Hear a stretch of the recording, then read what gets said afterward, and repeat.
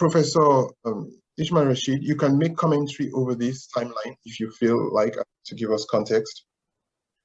This is a very interesting database because what it shows the flow of people, enslaved people from the African continent, essentially to the Americas. One of the things about the site, if you look at the dates, it shows as the years went by, how many people were enslaved and moved from Africa and moved to essentially the Caribbean, what's today South America and North America. Watch the 18th century, that is the 1700s. This is when the movement of people is going to intensify. One of the paradox of enslavement for us as Sierra Leoneans is this is the century where the most people were taken out of Africa, and they were taken out of Africa by the British. So by the end of the 18th century, you had the situation where the greatest slaving nation also became the nation that committed itself to anti-slavery, which was the British. Just a quick important information. I know some of us are based in North America, in the United States, and if you live in the United States, you think that the largest number of enslaved people from Africa landed in the United States. No, the largest number of enslaved people taken from Africa were in fact landed in the Caribbean and what is today South America. Brazil has the greatest concentration of African descended people outside Africa, period. The next area which historically had a large concentration of historically African descended people was the Caribbean. In fact, North America, that is Canada and the US, took in the least percentage of enslaved people from Africa. So I just wanted you to keep that in mind. Watch the graphics now, as I told you, with the movement of people to the Americas. It's intensifying. And then as you move to the 19th century, that number would continue to drop because the enslavement of Africans lasted for half a millennium, almost 500 years. The dismantling of the system of enslavement lasted for almost 200 years. So from 1806, when some of the European countries, including the British, began to commit themselves to anti-slavery, it took almost 130, 40, 50 years in some cases for slavery to be completely eradicated from the African continent and from the American colonies. In fact, one of the profound ironies in Sierra Leone, a colony that was set up in 1877 as a beacon of anti-slavery. Very few Sierra Leoneans know that slavery was only officially abolished in Sierra Leone in 1926. In Nigeria in 1936. So that was how long it took to abolish slavery. So thank you, Mr. Adrian Labor, for that useful graphics. Thank you very much. So you can go and give your presentation so that we could have a full context of Sierra Leone, of Freetown in this story.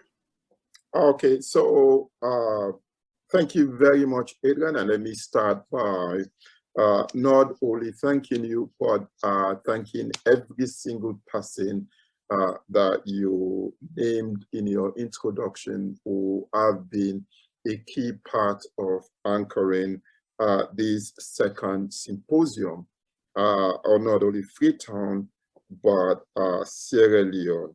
And I also want to thank the increasing number of participants who are joining the forum.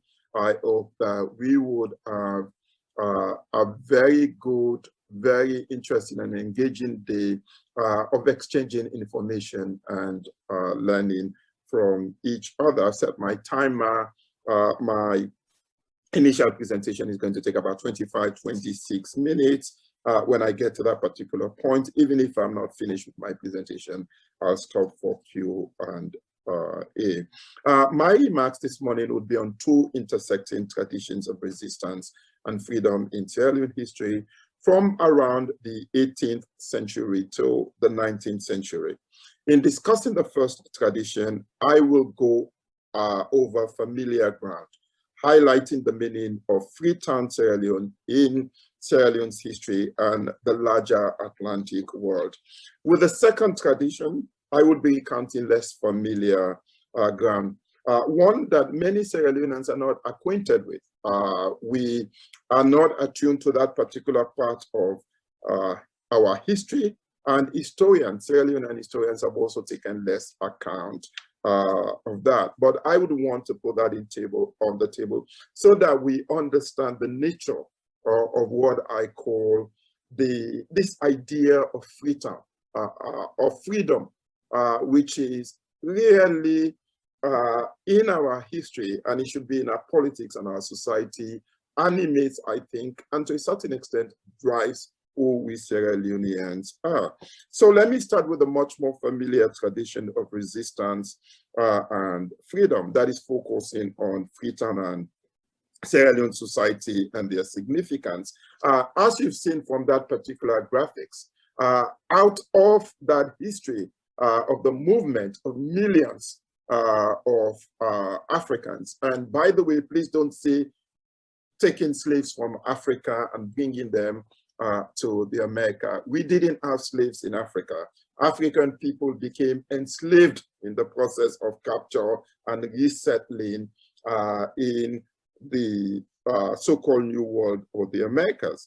And years ago, I shifted from calling our ancestors slaves to calling our ancestors enslaved people to underline the fact that they did not voluntarily came to the Americas. And many of them did not voluntarily accept their condition. To use the word slave is to use the language of the enslaver, to use the language of people that we call slave masters. Also, I tend to use the word slave holders rather than masters. People become masters over other people because they designate themselves to be masters.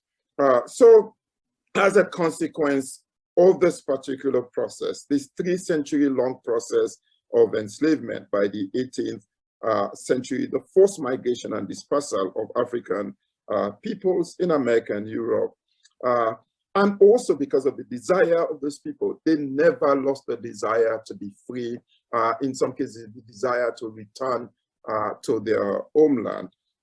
Please read Olado's Equiano's autobiography to get a sense of that longing to go back to the continent. From the striving and the struggling of these Africans, we know that a push began for some of these groups to be returned back to Africa. And it's from there that we have the making of what was called the Sierra Leone colony, which was a small colony that was based on the peninsula of Sierra Leone, today what we broadly call Western area. The country that became the larger country, Sierra Leone, was constituted much later in the 19th century, and we can discuss about that. But the striving of these people led about 4 different groups to converge and to make what would become Freetown, the Sierra Leone colony that we are familiar with. The first group that Adrian and Akindele underlined were a group that was called the Black Poor. These were a group of people who had been, by the way, in London especially, born in England for a fairly long period, and people whose number increased because of the ruling of the Lord Chief Justice of London at that time, Mansfield, who said, I looked through the books of England, and there is nowhere these books support enslavement on British soil. That means you cannot hold people as slaves on British soil. So, of course, enslaved Africans understood and got the message. And increasingly, Africans who were being taken to London by their slaveholders escaped and became part of a London community in the 18th century. Some of them actively petitioning to be returned somewhere to the African continent. By the way, a lot of things that people do not realize is that so-called group that was called the Black Poor that went to Sierra Leone, included white women as well as white men. Let me underline again, included white women as well as white men, some of whom were married to these free Africans. The historical records, quote unquote, call them prostitutes rather than the wives of this African. Again, that reflects more the bias in the literature rather than the condition of England in the late 18th century. We're talking about a people, black, white, whose conditions were fairly similar and therefore were able to forge relations in the late 18th century. But they went to Freetown. We know the history of that first settlement, Granville Town, that it didn't last for long. It was destroyed. That settlement was replenished by the Nova Scotians in 1792 and further replenished by the Maroons, who resisted and fought the British in Jamaica. And in 1800, the British got tired of them and deported them, quote unquote, deported them to Sierra Leone. And the fourth group that came to constitute this growing population of free Africans were the captive.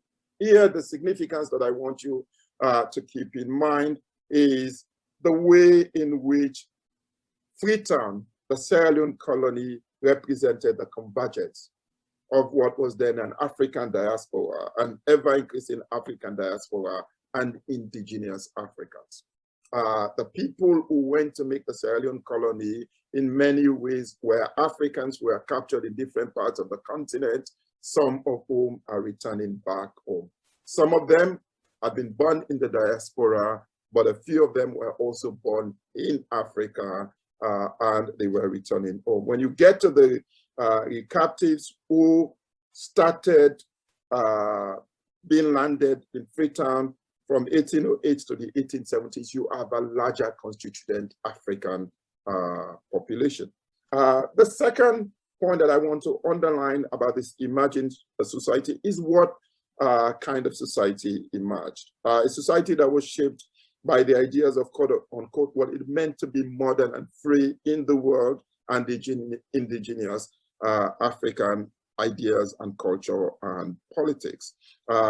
Sierra Leone historians have underlined that the society was shaped very much by, quote unquote, Western and modern ideas, beliefs and values that they had acquired consciously and unconsciously in the Americas, in Europe, as well as indigenous African beliefs and ideas. So you have a society increasingly where what held them together was the desire to be free, and less so the nation, quote unquote, the nation that they belonged to. It's not that Creole society or the society that emerged was not very divided. It wasn't very contentious, but the ideas of freedom, the ideas that they were living in a cosmopolitan, in a dynamic world was very important.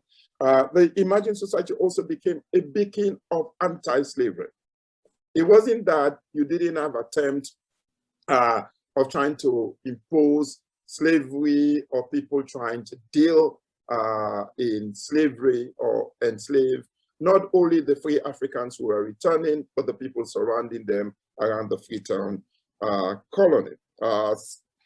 The point was that the commitment to the idea of anti-slavery held steadfastly over the century until slavery was finally abolished in Sierra Leone in 1926. Freetown wasn't the only society of its kind that emerged.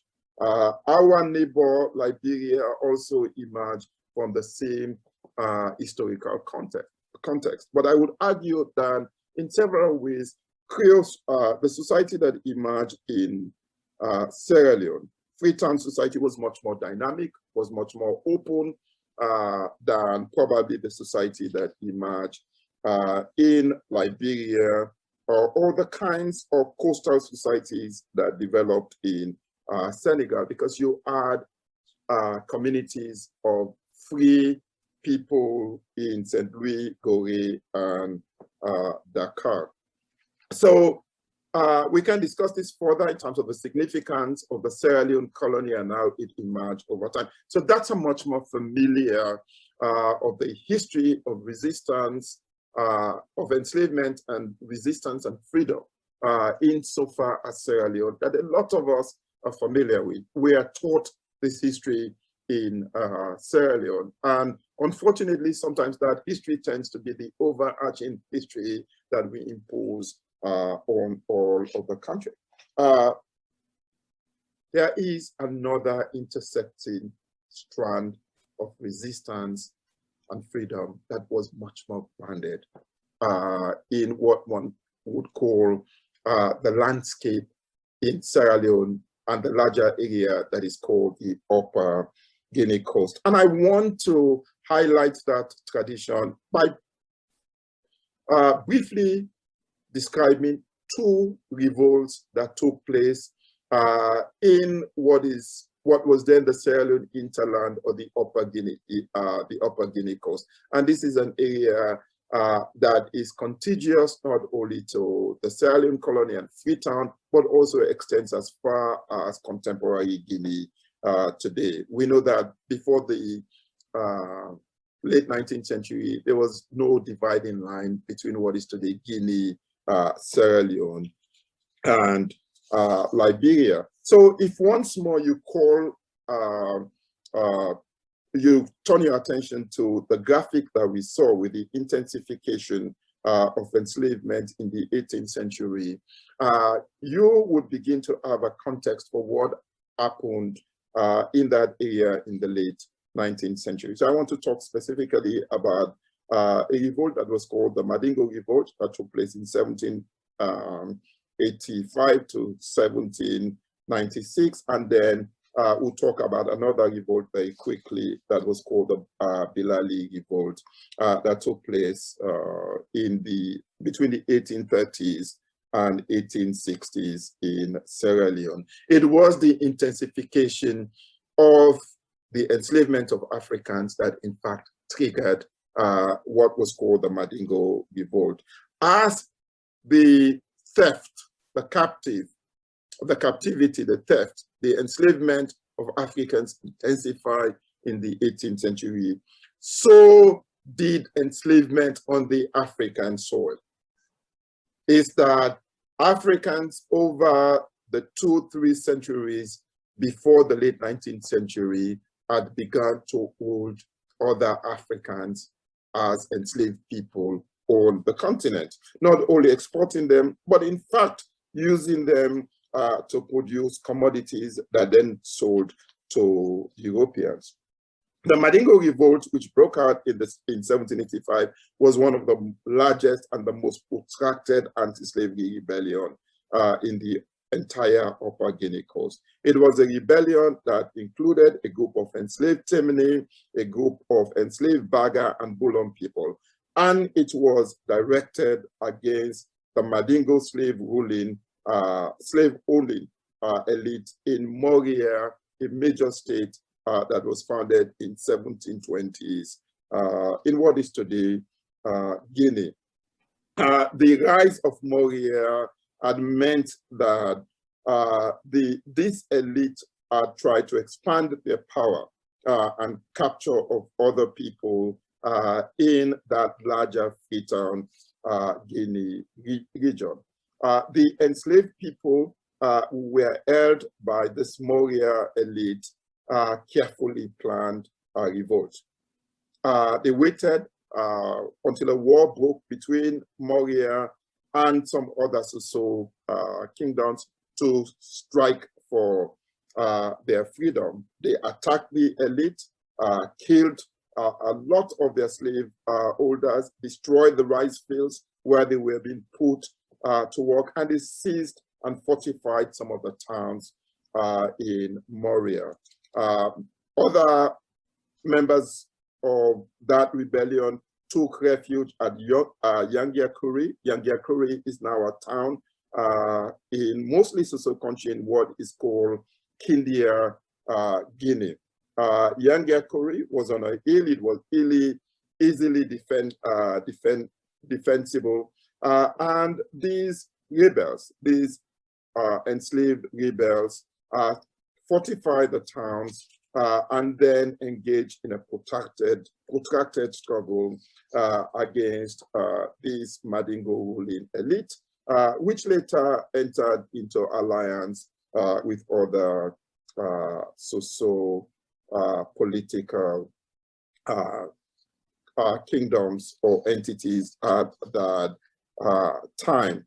Under the leadership of Dansagi, Mambi, and others, the historical sources give us the name Dansagi, it gives us Mambi, but it didn't give us a lot of other names. These people fought very strongly and courageously. The rebels were eventually defeated when Dansagi was betrayed and captured and killed by the Moria elite. A lot of the people who resisted were captured and then sold into enslavement. But the memory of that resistance persisted. It persisted until the 19th century when somebody like Edward Blyden traveled to that particular region and heard the stories. The second revolt was a revolt that was called the Bilali revolt. And this took place in a region that's much more closer and situated right now in what is contemporary Sierra Leone. And it took place in the area of Kukuna. I have visited Kukuna, I've done research on Kukuna. There are the memories of not only this resistance in Kukuna, but there are also the memories of internal slavery and how the elite in Kukuna separated themselves from the people that were enslaved. That slave revolt was led by Bilali. Bilali, interestingly, was the son of Alimami Namina Sheka Dumbuya, who was then the ruler of Kukuna. And he had Bilali as a son with an enslaved Kuranko woman. Namina Modu never publicly acknowledged Bilali as his son, but he ensured that he received extensive Quranic education and military training. He also indicated, as was customary, because his father was free and his mother was enslaved, that he should be freed after he died. Again, if we have questions, we can talk about Islam and enslavement. But when Alimami Namina Modu died in 1838, the family did not respect his wishes. In fact, his successor wanted to prolong Bilali's servitude, and Bilali would not have any of that. So Bilali fled Kukuna, went among the Limba people who historically had been victimized by slave traders and raiders in that particular region. They gave him refuge and they gave him the opportunity to develop a settlement called Laminia. Laminia became a refuge for people who were running away from slavery. Bilali remained steadfast in his opposition to slavery and in defending the liberty of people who came to Laminia. Of course, in a region by then which had become really a part of a global slaveholding complex, the local elites who had profited from slavery were not very happy. This was somebody whose action threatened that slave-owning complex. This was somebody whose action and commitment threatened that slave-owning complex. This rebellion, remember, if you're following the dates and the period, was going on at the same time when Freetown was evolving. This local slave-owning elite was terrified that Laminia had become a second Freetown. Let me underline, they were terrified that Laminia had become a second Freetown in the heart of their region. For more than 3 decades, Bilali, this Spartacus, as he was called by Edward Blyden, resisted the different groups that sought to fight him and to curtail his anti-slavery efforts. Repeated attempts to destroy Laminia, unlike the earlier settlement at Yangiakuri, failed. And the conflict would draw a lot of different groups in what is today the Sierra Leone hinterland and parts of Guinea. Of course, the conflict devastated a lot of the interior areas in Sierra Leone.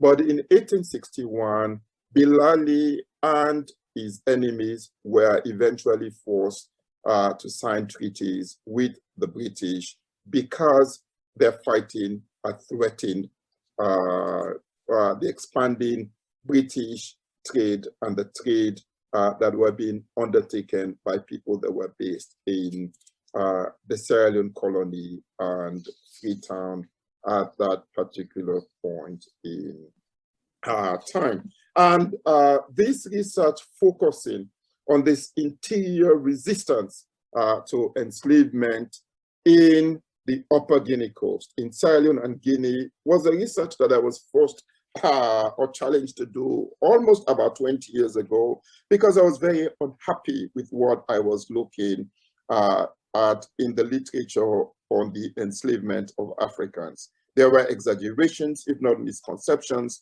about African complicity in the Atlantic slave trade and about their acceptance of their servitude.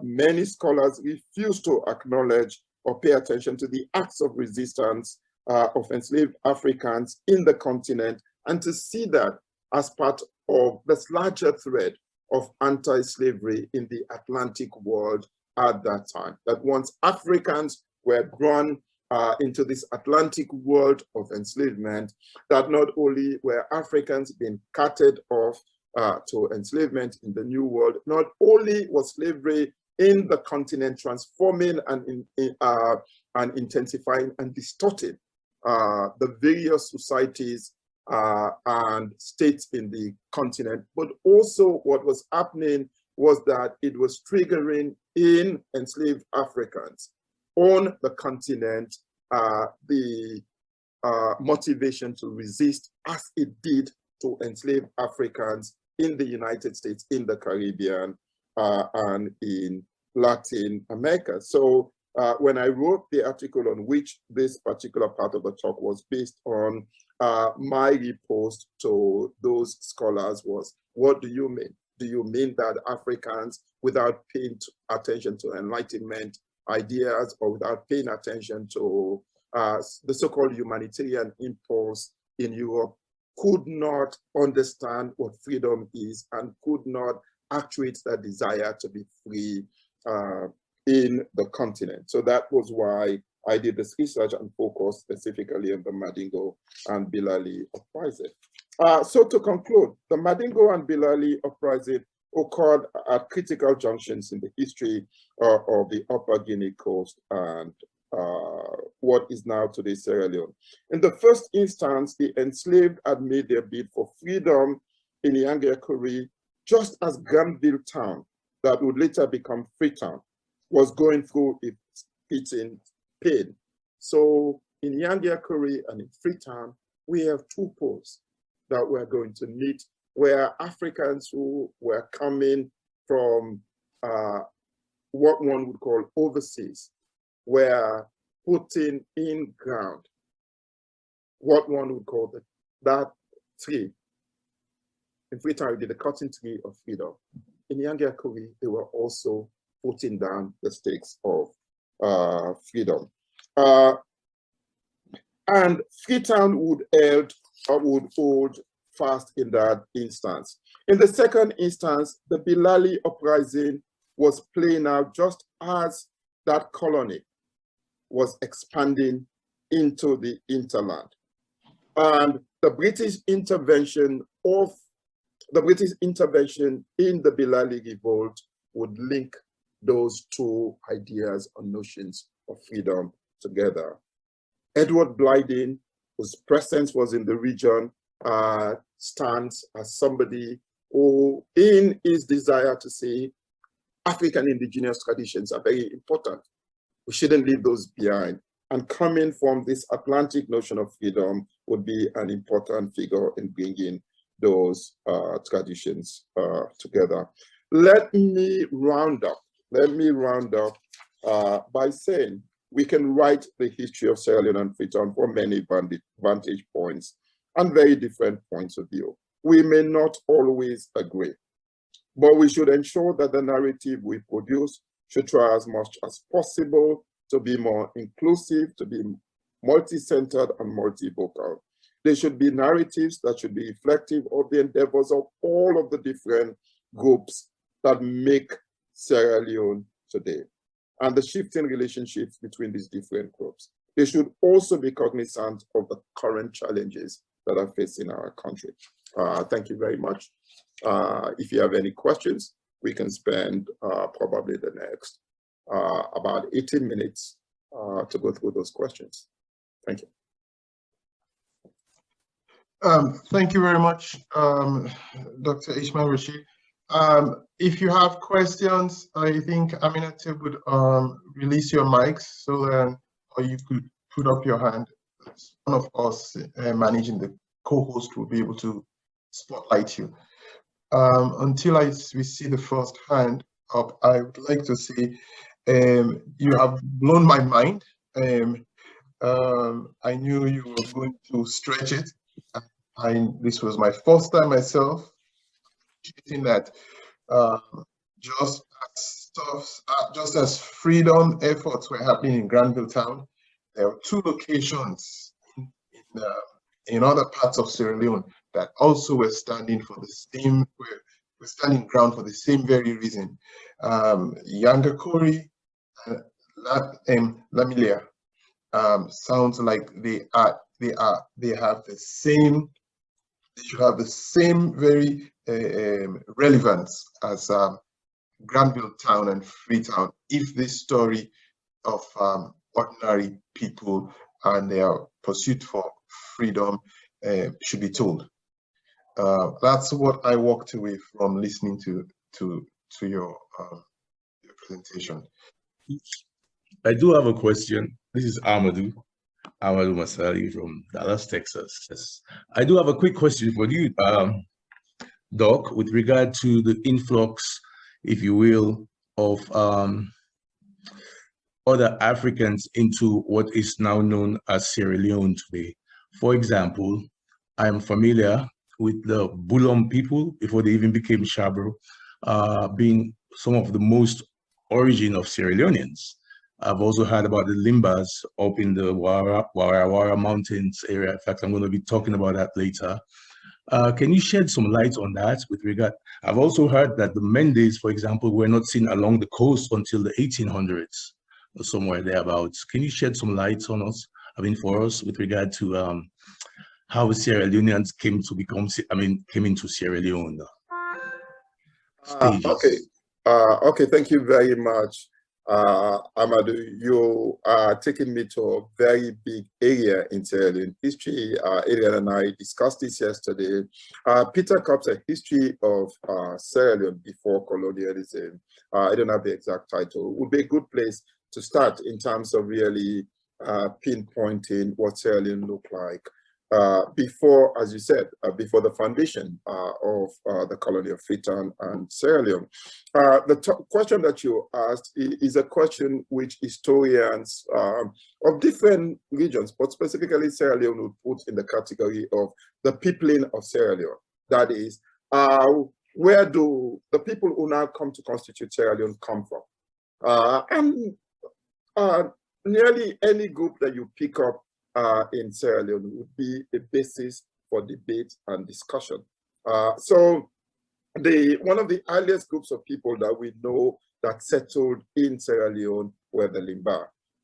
In fact, in Limba, the identity of Limba means, when you ask Limbas, and when historians have done oral research, is where do you come from? It's the Limba said, we come from the ground.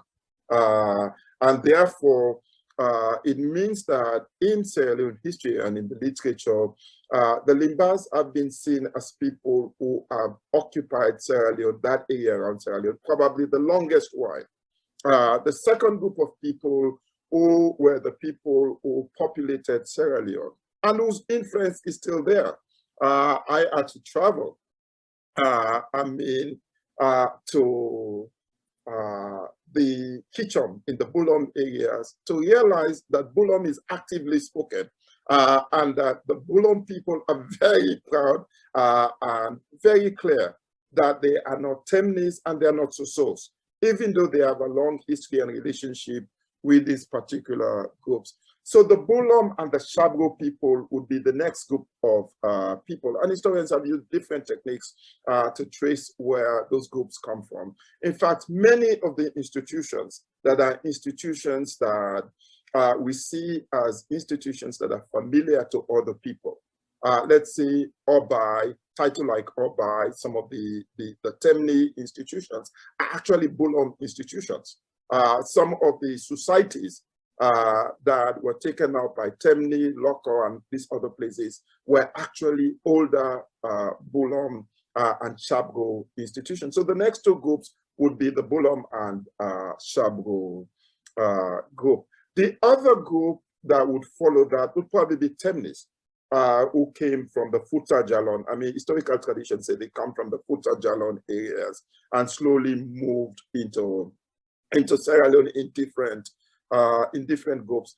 By the way, the Limba people and then the Timni people, we're not talking about a united people because of the different locations and how they moved into Sierra Leone. There are distinct dialects that these groups of people speak.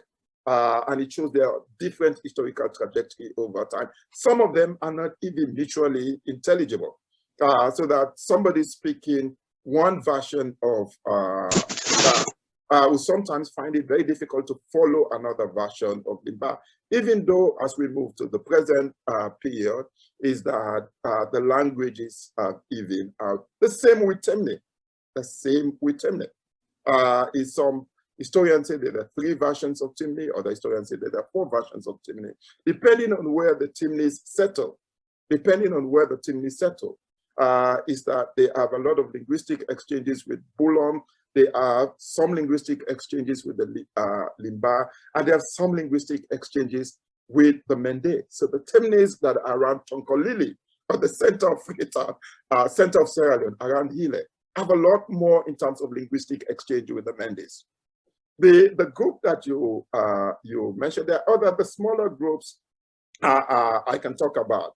The Vais are a mystery in Sierra Leone in terms of where the Vais come from. These are small groups that are slowly really being, I wouldn't say marginalized, but they're slowly disappearing in Sierra Leone. There are about 16 or 17 ethno-linguistic groups in Sierra Leone, depending on how you measure them. And I'm not going to go through all of them, but let me probably round up with 3 groups, Loko, Kono, and Mende, who are 3 interrelated groups in Sierra Leone. Loko, for example, are seen to be people who are offshoots of the original group that led to the emergence of Mende. Please, if you have time, if we have time as Sierra Leoneans, we should really try to find out and read about the histories of this group. Arthur Abraham wrote a fascinating text about the history of Mende in Sierra Leone that I reviewed. And we had a lot of interesting conversation about the direction that he should take this book, take that particular book. And he said, you, Bobo, you, Rashid, you want to get me into trouble. God bless Arthur's memory. good historian, good mentor. But Afro makes a case in terms of the emergence of the Mende in Sierra Leone and where they come from. The familiar story is that the Mendes come from the disintegration of the empires of the Sahel or the Western Sudan, that the Mendes are actually a Mande-speaking group, and this is where their language is. There's a historian who's done a fascinating work to really disassemble the story that they used to tell us, that the Mandes came from the Mani invasion. They were led by a lady called Masariko, who's done a fantastic job of just complicating that history. But some of the research that I thought Abraham is doing, this might interest you. Some of the research that he was doing was research to say, we know that Mendes became part of the landscape, much more clearly part of the landscape of Sierra Leone history from approximately maybe 15th, 16th century when the Portuguese were arriving on the coast, and it became established on the landscape by the early 19th century. But one of the things that Afro Abraham was pointing out, I was fascinated. He said, what has emerged as Mende in Sierra Leone is like Creole. It's that Mende comes from different strands. You have different kinds of Mendes, some of which are also not always mutually intelligible. So because what happens in the formation of Mende language is it's like a process of creolization. From the roots, from where they come from, the elements that were in that particular language formed distinct and different Mande groups. Those Mande groups, based on where they settled, spoke very different and distinct Mende. They have traditions that are not necessarily a uniform tradition. If you know Sierra Leone very well, and I challenge you to think about Sierra Leone, sometimes we tend to see groups in Sierra Leone as composite groups. In the little that I know about Sierra Leone, I know that Eastern Sierra Leone and the Eastern Mendes are different from Southern Mendes in a whole range of ways, not only in linguistic traditions, but even in worldview. Those who are in politics, who tend to raise the so-called ethnic or tribal facts, understands that. So I'm glad that you posed that particular question to put on the ground, even if superficially, how complicated our country is in terms of its peopling, in terms of its making of its cultures and traditions. Thank you, Ahmad. Wonderful. I'm going to share my screen just to reinforce something that Professor has said. I believe you can see my screen that, can you see my screen that shows extracts of 3, can you see, oops, sorry. There. Are you able to see a screen of extracts from the book, from the text that Professor Rashid spoke about? He says the text, he says the history of Sierra Leone by A.P. Copp from the 1400s to 1787. These are, it's a very interesting book. It's the first time you understand the context of Sierra Leone in terms of the different groups that make up and the entrance or their existence or entrance into this area against the backdrop of other large kingdom stories. Even marriages between folks from the Mani Kingdom and some of these groups in Sierra Leone are all nicely explained. I think it's if you're looking for everything before enslavement, that's a good read. But one thing I think we're getting from this lecture is Africa does not start with slavery. There was life before slavery, and there was resistance against slavery, even not just the one we know of in the Americas. We do, as we are building the sessions, we have after the session with the blackboard, we have a good 30-40 minutes of more question and answers. So like Akindele is saying, you could also take time to frame your question and ask it then. So Adama has a question, Adrian. Yes, Adam, go ahead. Adam's question is, was there a civilization that existed in the area that Freetown is in? I really don't like the word civilization. I think that reframing the question, maybe the way to put the question is that were there people and were there a political entity in the area that Freetown existed? Yes. The Freetown was part of what was seen as sort of the larger Koya Confederation. The ruler that the first group of returnees to Sierra Leone, the Black Paw, encountered, and the agreement that was signed between those rulers, Naimbana, Tom, and Jimmy, King Jimmy. I mean, they were all called kings, but they were actually all part of affiliates of sort of this larger Koya territory. In the way we understand, or the way we should understand states at that time, should be different from the way we understand states at this time, because states were organized and they were ruled based on different kinds of affiliation and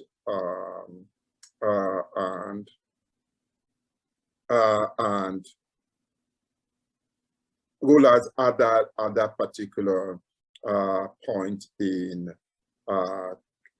time. So Amado, yeah, some people call it Pinto or Pinto. That's a Portuguese name. Some people call it what is it? The land of the Wailing Sea. But again, that was I'm trying to remember the Womarong. Yeah, so land of the Wailing Sea. But that was something that was generally given to the entire area. It wasn't part of a specific formal kingdom or chiefdom name. Part of the political relationship was based on Koya. It was not highly populated, and that was why it made room for the kind of settlement that emerged. And by the way, the people who settled that area, who had settled that area before the arrival of the first group of Africans, the Black Paw, and then the Nova Scotia, and continued to settle that area.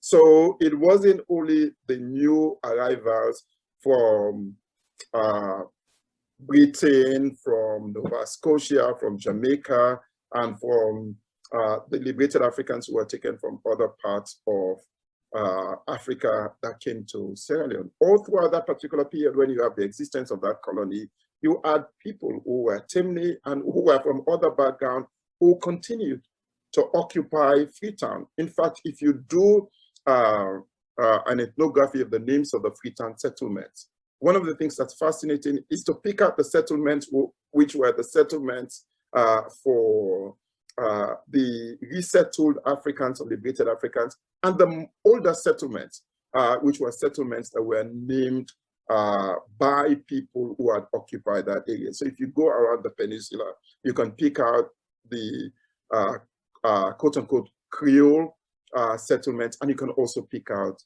older settlements that have indigenous names. Yeah, so Adama, the area was settled. The area had political administration. Part of the conflicts in Freetown would be, in fact, conflicts between these older political settlements, political and social settlements, and the newly emerging Freetown settlements.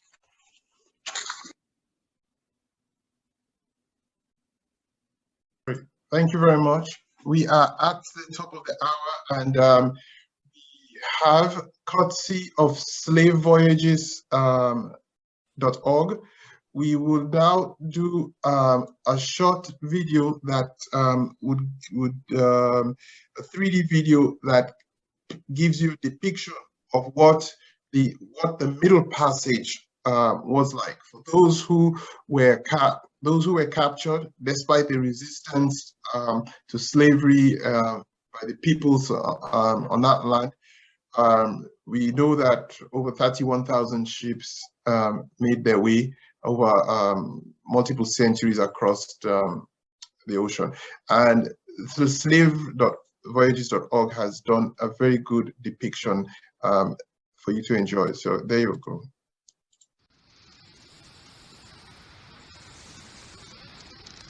The Marie Séraphique was a French slave ship that carried more than 1,300 people away from Africa between 1769 and 1774.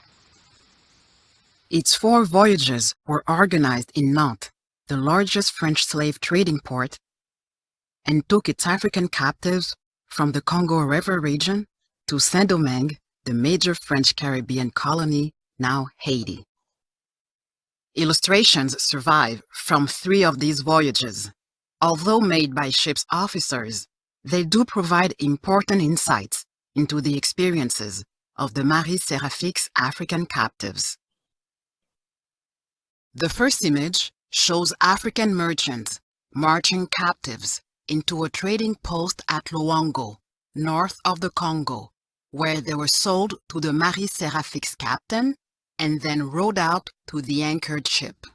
On its 4 voyages, the Marie Séraphique spent between 2 and 6 months at Luango, forcibly embarking about 330 captive people. African captives spent 15 weeks on the ship, on average, 10 of them on the transatlantic crossing. Overnight, captives were locked below deck, with men separated from women and children by a wooden wall called a barricado.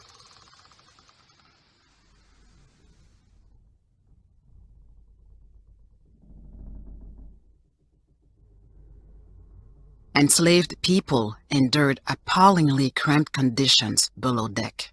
They were tightly packed together in fetid spaces, many lying on their sides. Men were stripped naked, and most were chained at the ankle to deter resistance. Some people slept on platforms that were built into the side of the ship to increase its capacity. Breastfed children were also confined in this space, including babies born at sea. At sunrise, the captives were brought up to the main deck. The sexes remained separated by the formidable 9-foot-high wooden barricado. Guns were trained on men who could be shackled in pairs or to a long chain attached to rings in the deck. Women and children remained on one side of the barricado, along with most crew. By separating men from women, the crew hoped to limit communication and resistance. Twice a day, captives were fed beans or rice, which was cooked in the stove that we see here. Buckets of food were passed through the barricado door to groups of 10 people. The crew watched attentively to ensure that people ate. After a 10-week middle passage, the Marie Séraphique reached Saint-Domingue, having experienced mortality well below the average. Africans who survived the voyage were sold from the ship. Colonists picked out people from those presented on the main deck and negotiated their purchase under a canopy. Most of Marie Séraphique's prisoners spent the remainder of their lives toiling on plantations. This video has concerned 4 voyages of only one ship, but the passage to the Americas was experienced by an estimated 12.5 million people, 1.8 million of whom died at sea.